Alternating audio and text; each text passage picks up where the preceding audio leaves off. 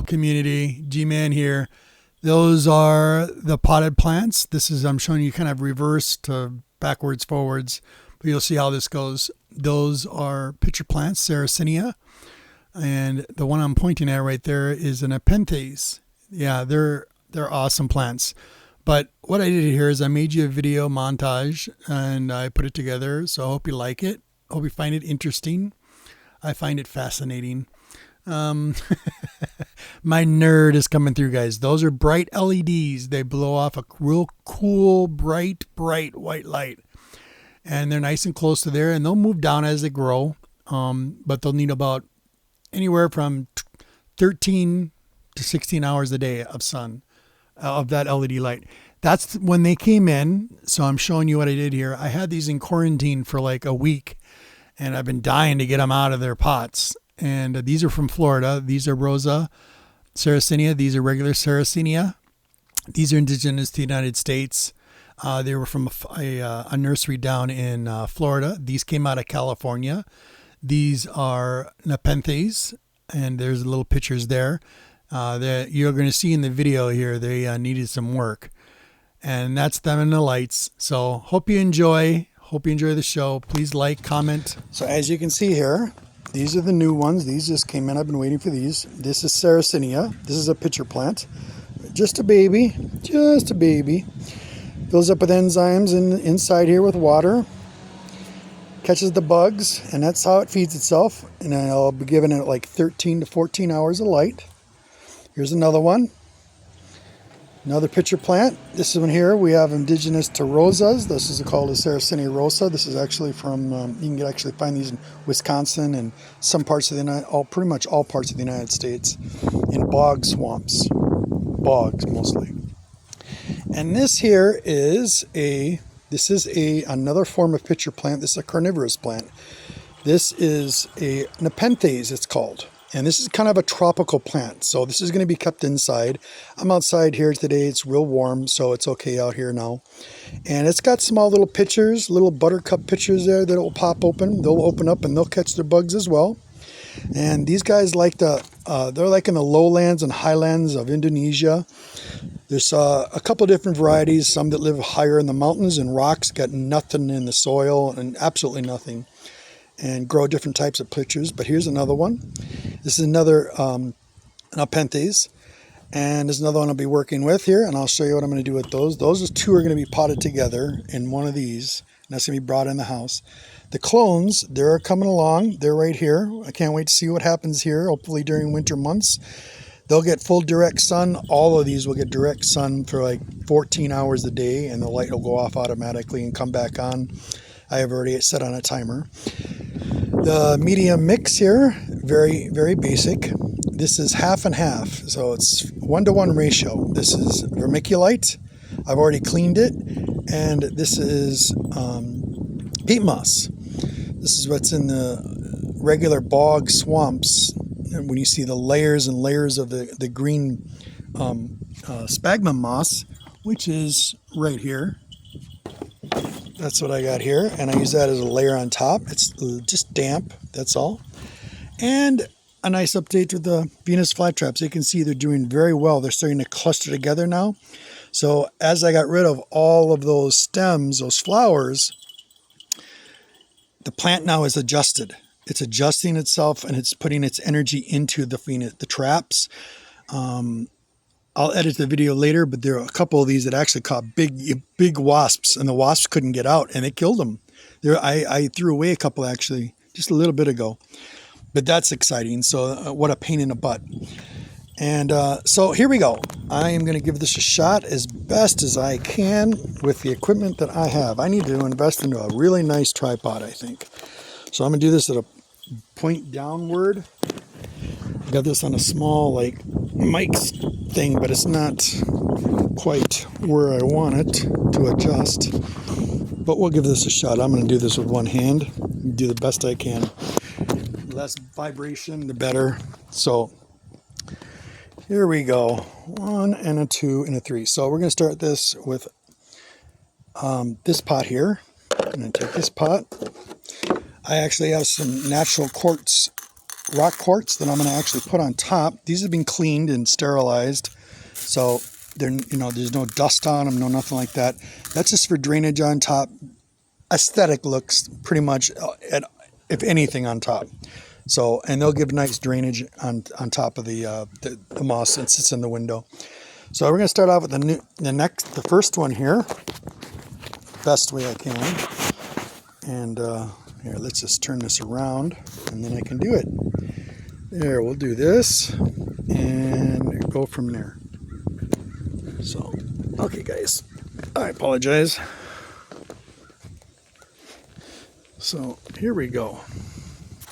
Boom. I knocked this out real quick. Less stress, the better. I got a pitcher of water. I got a big whole thing of water with me. Got a small one with water. So I got some fresh RO rainwater in this. This is just plain rainwater. And here we go. This is how we're going to do this.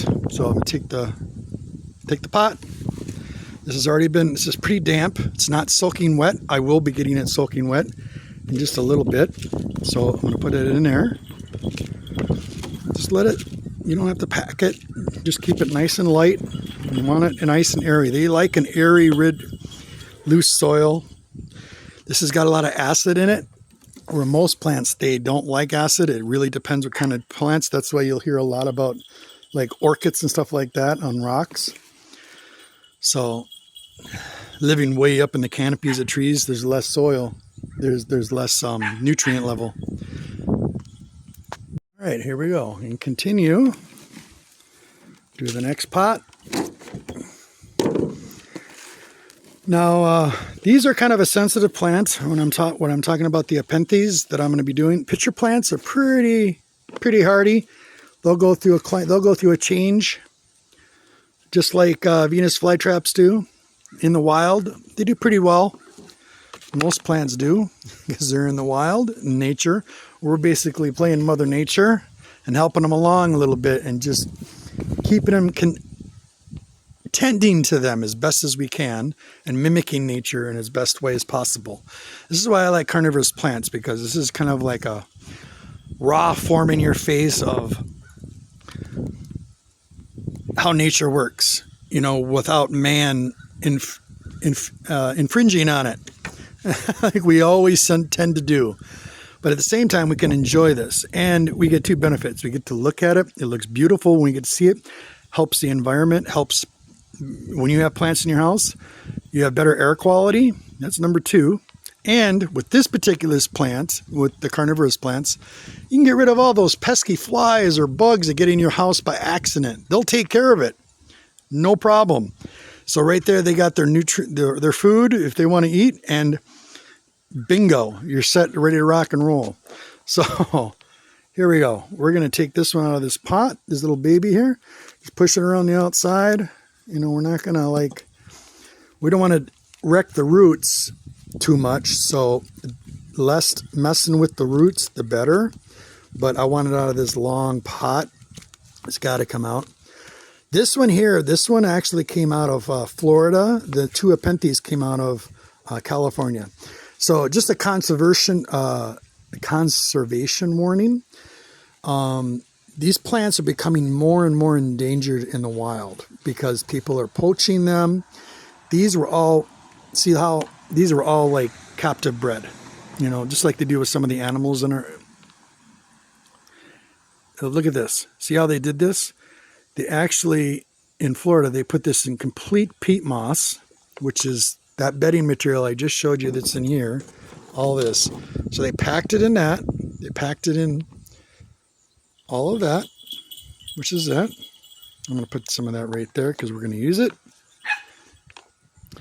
And they protected the root mass. So we're going to take this out here, and this is what we're going to do. So they packed this in complete peat moss, and I'll show you the bottom of that container. See on the bottom here? They used peat moss and vermiculite. Same material. See that? So this was basically to protect it and keep it really soaked during shipment. And this thing is sopping wet right now. So what I want to do, because I want to clean that up, I'm going to take some of this out of here. I'm going to show you here. Take some of this out of here. We want to make a nice big hole here in the center. We want to strip this out just a little bit without hurting any roots if we can. We don't want to hurt the crown, the top of the plant. They're a little on the sensitive side on that part. So you could actually take this whole ball if you wanted and put it in there. But I want her to get some room and let her grow. And she'll take over. She'll end up taking over pretty good. Just want to get the roots down. So let's put this moss right here. And that's okay too. That's some good moss right there. And I'm just going to unravel this just a tiny bit. Here we go. You hear that cracking or ripping, that's just the moss itself. That's not the plant. The roots are going to be way down here on the bottom. So you'll start seeing them in a minute. So the nursery that this was grown from, this is how they did it in multiple stages. They do them in these compact foam because they like to be compacted like this together. So what we're doing is we're going to help it along. There's the little babies. There's that right there. Can you see that? So that's the roots. We don't want to hurt the roots. You can see the roots right there and there. So we don't want to touch that. We're going to leave that just like that. Boom, bare minimum. You don't have to go crazy. We're going to go right here in the pot. Leave it a nice open hole. As you can see, nice open hole. We're going to put her right like so. And put her right down here on the bottom. Take some of my fresh stuff I did, because I don't know what was in that pot, and I don't like to exchange from one nursery. You ever what do they call it, quarantine? You do it with dogs. Sometimes when you got to go on a long trip, they'll put them through quarantine for 30 days, depending on where you're going. Same thing with plants. They got to go through a quarantine. Anytime you get a shipment of plants, I've kept this in quarantine in my kitchen, away from all my other plants. So no mites, and just in case there's mites or any kind of problems, I don't know what that nursery had in it. So this is just being a safe horticulturalist, gardener, hobbyist, whatever you want to call it. I'm not going to get all scientific on you.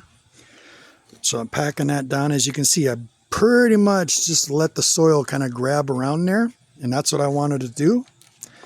I'm going to just lightly. I don't want to pack it too much, just lightly. Just enough, just firm to the touch, but not too much for the plant. I want the plant to have room to grow. And she'll grow up pretty decently. These guys are really hardy, this particular type of pitcher plant, and they'll catch lots of bugs. So if you get any gnats, or I should say the biggest problem in a kitchen when you have fruit, if you have fruit laying around or anything like that, your biggest thing is going to be fruit flies. Those are such a pain. And then when they get in your drain, then oh my goodness, you have a real problem. So what I'm going to do here is take this peat moss, the stuff that I've already prepared, not the stuff from the nursery that it came from. And now we're going to take it and we're going to put it right around the outside. It keeps it nice and moist. See, these guys don't have a crown top, kind of like Venus flytraps do. Venus flytraps will have that. They'll have a little crown there. So pack this around a little bit. And now I have more noise. I can never win with noise. If it's not my dog going to bark at some squirrel or a rabbit, there's a chainsaw going on. It's just a part of the neighborhood. Sorry about the noise. So there, look at that. Nice, easy. And this is a really pretty Sarracenia when it grows. I mean, she'll grow new pitchers. These leaves will pop open. So it'll look like a dragon mouth kind of when they get to be mature and they get tall. But so we've got a good start on her.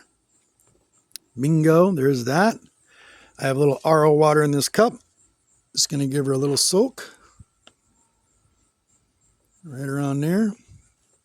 And this is a pretty big pot for this little baby, but that's okay because I don't plan on transplanting her anytime soon. She'll stay in here for quite a while. It could be a couple of years, actually. They grow very slow. You have to remember that these guys, the one thing that's cool about these plants is they found a way to survive, like every plant and organism on this planet has. And it's really, really interesting when you think about it. Even with the bad soil and the environment, some of these are in really humid environments. So they always say, do you need humidity? It depends what kind of species you have. These here don't really need a lot of humidity. As long as your kitchen's warm and it pretty much all the time, you know, unless you got freezing cold in your house, this is going to be up near some nice bright LED lights, and they like the bright light. This is the secret. A lot of good light and RO water. Keep it moist and you'll be good. And you give it more than 15 hours of sun or light of any type. The sun is the best. Like, we're losing sun daylight now, as you can see. It's, I don't know, it's probably almost 5 o'clock right now, and I'm losing already sunlight. Sun's going lower and lower in the sky. So the plants don't get that much. So it tells the plants, that's its own timer. It tells the plants what it's going to have to do to stay alive. And it could be focusing its energy into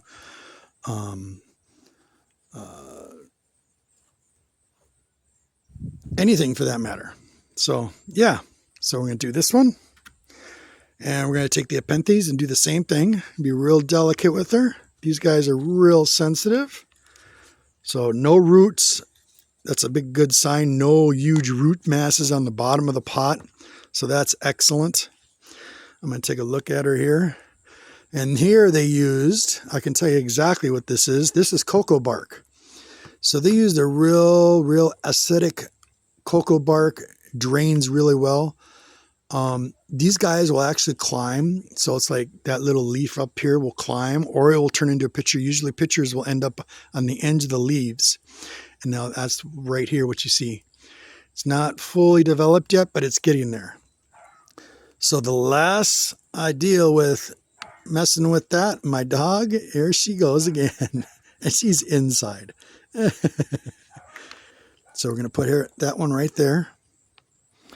Do the same thing with this one.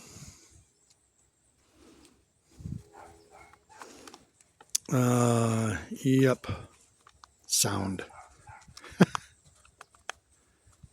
Trying to get this one out without hurting it. Wow, there wasn't much in there. Yeah, look at that. Look how dry that was. Yeah, and that's not good. So she's basically telling me too. I can see it. See where that's black? That's pretty much telling me she's not getting enough light. She's not getting enough water. So look at that. That one's almost gone. So hopefully we'll be able to save that one. And that came from the nursery. So that didn't come from me. We're going to take care of that problem right now. And we're going to help her along as best we can. Put them both right together. These are both the same species. So these will do really well. This is 2 plants here. And once they get the right conditions here going, and I'm going to help that right now, nice and light. Don't need to pack them real hard. They like a little air in there. And yeah, plants go through a little bit of shock, especially through transportation and doing this. You know, this is not always, but I'm doing it kind of like at sundown. So the direct sunlight is not right on them. And they'll go to sleep. Yes, plants do sleep, believe it or not. And the best sun is early in the morning, right when the sun comes up, and at that bright white light from the sun. Plants love that. They get the best photosynthesis from that. Just you know, heads up. If you ever got windows over on your east side of your house, big windows, boy, and you got plants there, you just watch them explode. It's pretty neat. And so we got that there done. I'm taking some more moss. Gonna put it a little bit on top. This should drain out really well.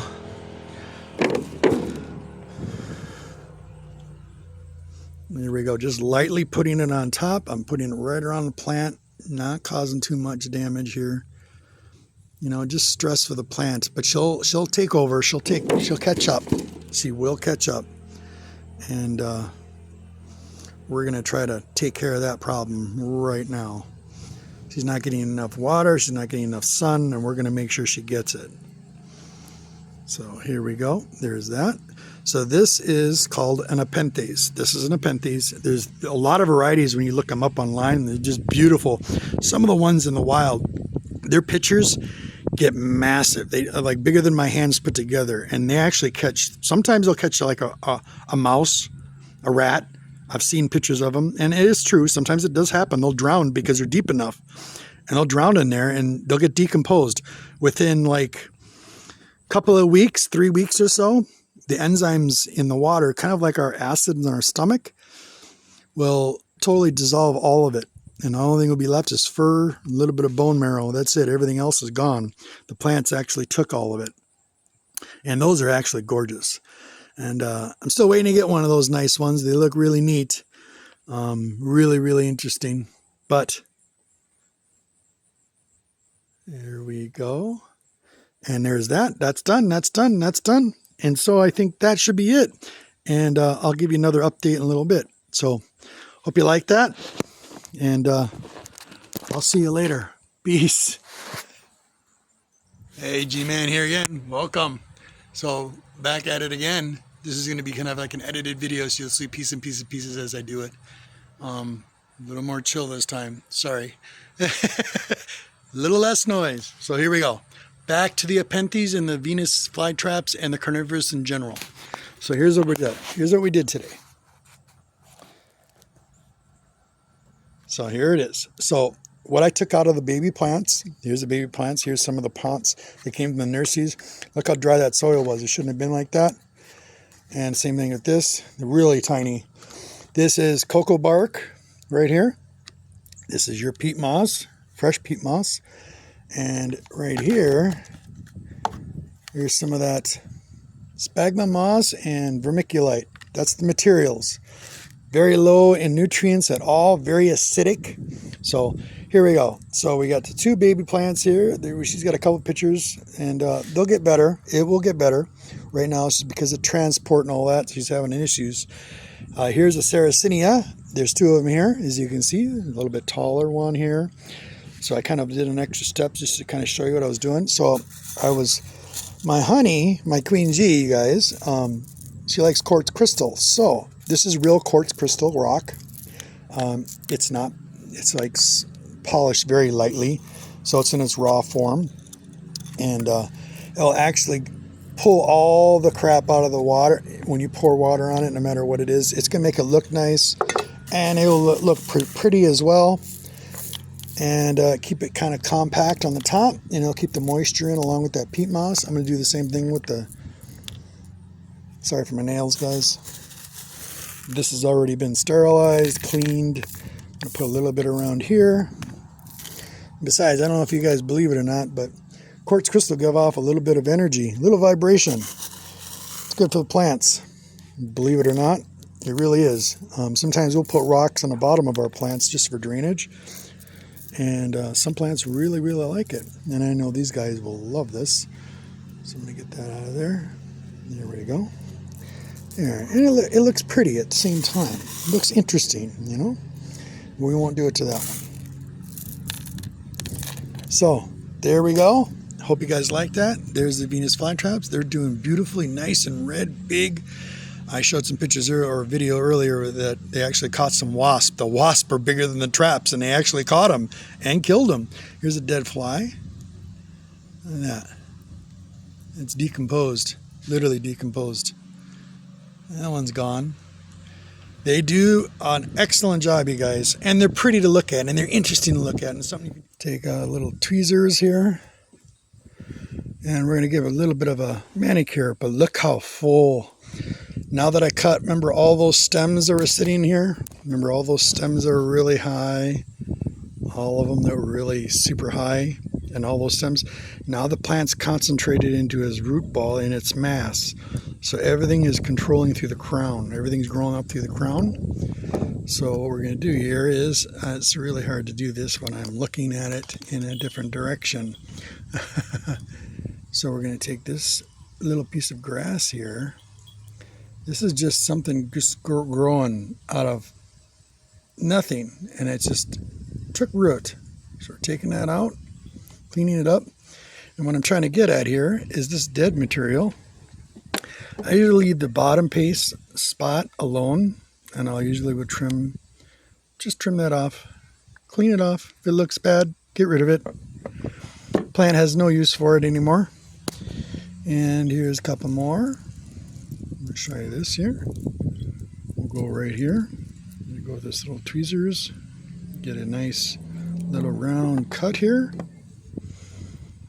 Get in there, trim it off, get rid of it. Plant won't need it. But right now it's kind of converged in on itself instead of being so spread out. Now it's enclosing itself because the month is getting colder now. And this is like mid-September. And as October gets here and it gets really cold, it's just going to concentrate. So right now it's concentrating all of its energy in, as you can see how red these are and how big they are. They just love the sun. The sun helps these plants a lot. And yeah, they're very, very, very happy. I'm going to get rid of this little one here. Nope, not yet. That one's not ready. I usually don't like taking off the whole thing until it's all black. See how kind of where you got a little bit of color here, right here. That one will just, I'll get rid of that later. But just wanted to get rid of this. There's some yucky ones here. I'm going to get rid of it. And if you're wondering about the flower of a Venus flytrap, what it smells like, I'll give you an example. I wish I could tell you. It smells like, I could show you now, but it's disgusting. Venus flytrap flower does not smell good. Think of pee. It smells like pee. It doesn't smell good at all, but plant bugs love it. So that's one of its attractants. So right now it's concentrating everything in its crown. So all that energy is going into the plant. So this plant's going to be really nice and secure. She'll be really ready here. Look at this, you guys. I want to show you a cool. This is cool. This is cool. You know those pesky damn wasps that are always bugging us? Look at this. A little surprise for you guys. Look at this. This Venus flytrap killed this. Look at this. Literally got it out of there. I can't see. Where is it here? Look at that. Look at that. Oh. We want to find that. There we go. There we go. Look at this. Look at this. Look at that wasp. That wasp was in that mouth, in that Venus flytrap's mouth, and it decomposed it, killed it. It could not get out. It got stuck there. So that's the last we're going to see of that. And I keep losing it. Bummer. There we go. Found it. Look at that. It's like totally petrified. It got that one really well. So it does its job. Gets rid of those pests so it's not bugging me. I got a bunch of those darn wasps behind me flying up near the gutters trying to get bugs out of the gutters. But yeah, that one's gone. That's one less nuisance. So we can get rid of that. So the Venus flytrap does a pretty darn good job at catching its prey all by itself. Here's one here that's almost gone. This one's kind of a yellow. See how yellow that is? I'm going to get rid of that. Because if you don't like it, it's okay. You can trim it up, clean it up. It's less energy that the plant's wasting and focusing on itself. Look at this right here. This one caught a bug. You can see right there. Look at that. Right on the tip. It almost got out, but it got caught. That will be digested as well. So there you go. So let's continue. So here we go. So they're doing very well. And here are the clones. This is the clones. I can kind of give you an update here, what's going on. They're doing very, very well. And that's going to come in the house. I just set up a light fixture in my bay window. It's got two bright LEDs, nice bright white light. They'll get like 13, 14 hours of sunlight a day, that bright light a day, because we're going to start losing a lot of sun. Here's the pots that I'm going to be using today. They get a nice drainage on the bottom. I'll be keeping these full all the time. Be filling it with RO water, reverse osmosis water from the top and the bottom, making sure they're always soaked. This one here is nice and soaked. And I'll be right back. It's something you can do with your grandkids and family. Anybody can do this. And same thing with it. These are very, beginner, basic carnivorous. So, anybody can do this, but it's really nice. You have something pretty to look at, good for the environment, filters out the air, all that good stuff. So hope you guys like that. There's a little tutorial. We'll see how these clones do during the winter time. Hopefully we'll start seeing a little bit of sprouting. And I'm going to soak these the water will overfill the little bottom trays. These are completely full. And I'll check them every day. Every day when I come in the kitchen, I'll be able to see, feel the top, soak them a little bit of water until the water drains out. It'll go right into the sink. So I don't have to worry about getting water all over the floor. Sometimes it'll be put them in tray beds as well. But yeah, boom, done. That's it. And that was the update. And I'll have another one later on to see how well they progress. See if these guys do a little bit better during the winter months here when I haven't put them in more sun, more artificial light, LEDs. If you use LEDs, you got to make sure they're real bright. They need like 15 hours. You kind of try to mimic the sun as much as possible. They don't need hot sun or hot light on them. Just bright white light, and that's what they like. They really absorb that. They'll get a little bit of UV from that, and just perfect. That's it. So I hope you liked it, you guys, and community. Thank you so much for watching. You know what to do. All right, love you guys. Peace. Adios. Take care.